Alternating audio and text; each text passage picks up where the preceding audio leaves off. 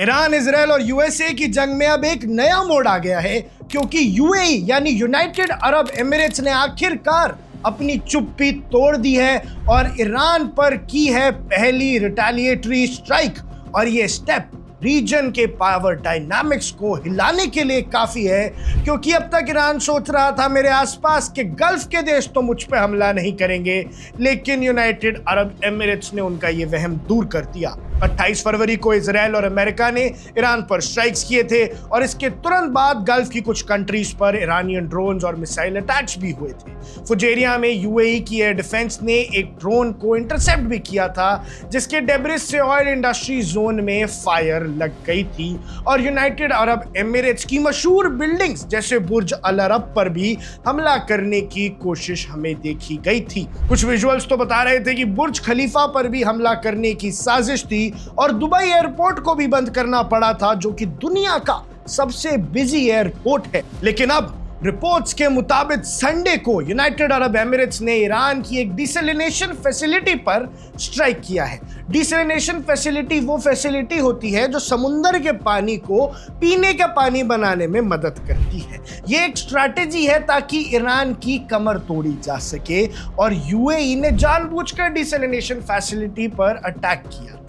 ये यूएई की पहली रिटेलिएटरी एक्शन है और एक्सपर्ट्स कहते हैं कि गल्फ की ताकत ने फाइनली चुप्पी तोड़ दी है। गल्फ के बाकी देश शांति चाहते हैं, लेकिन अगर उनके देश पे हमला करोगे तो वो चुप नहीं बैठेंगे। पिछले हफ्ते एक वेस्टर्न डिप्लोमेटिक सोर्स ने बताया था कि कतर ने भी ईरान के अंदर रिटेलिएटरी स्ट्राइक्स किए हैं और यूएई पहले सोच रहा था कि क्या एक्शन ले या फिर नहीं, लेकिन सिचुएशंस ने, इस परिस्थिति ने उन्हें मजबूर कर दिया है। ये स्ट्राइक सिर्फ एक रिटेलिएशन नहीं बल्कि एक स्ट्रॉन्ग स्ट्रैटेजिक सिग्नल है। गल्फ कंट्रीज अब डायरेक्टली वॉर में इन्वॉल्व हो रही हैं और सिर्फ अमेरिका या इजराइल पर डिपेंड नहीं रहने वाले हैं, वो अपना बदला खुद ले सकते हैं। अब सवाल यह है कि ईरान क्या रिस्पॉन्स देगा।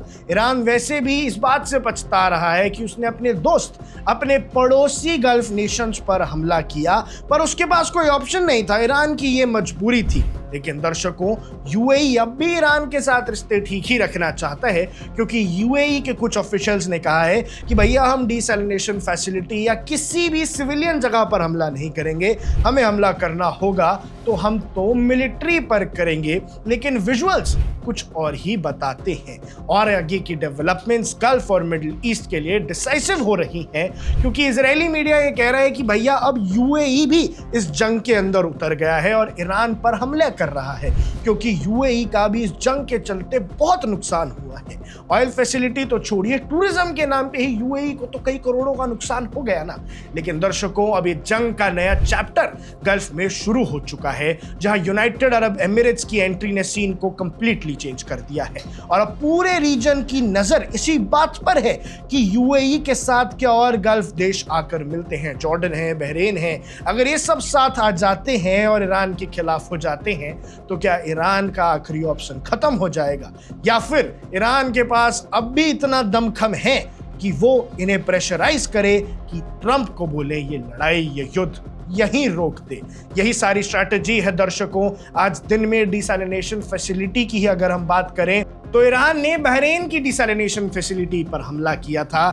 यानी इस जंग के अंदर जहां हम सोच रहे थे कि ऑयल सबसे महत्वपूर्ण चीज है, वहां पीने के पानी को टारगेट किया जा रहा है ताकि कोई देश प्यासा हो जाए और फिर गिड़गिड़ाए कि ये जंग आखिरकार रोक दो।